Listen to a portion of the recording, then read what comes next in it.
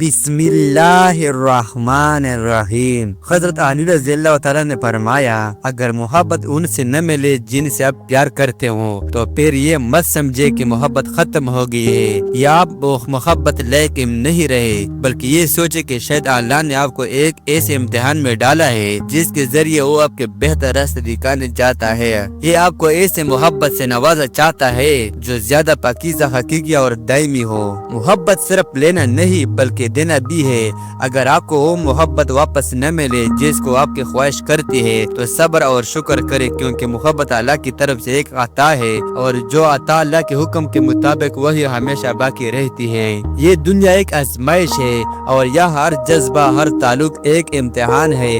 اللہ نے دلوں کے ایک دوسرے سے جوڑنے کا اختیار اپنے ہاتھ میں رکھا ہے۔ اگر کسی کا دل آپ کی محبت کو قبول نہ کرے تو اس کا مطلب یہ نہیں ہے کہ آپ کوئی کمی ہے، بلکہ یہ اللہ تعالیٰ کی حکمت ہے کہ وہ آپ کے بہتر لوگوں سے نوازنا چاہتا ہے یا آپ کے دل کو مزید مضبوط بنانا چاہتا ہے۔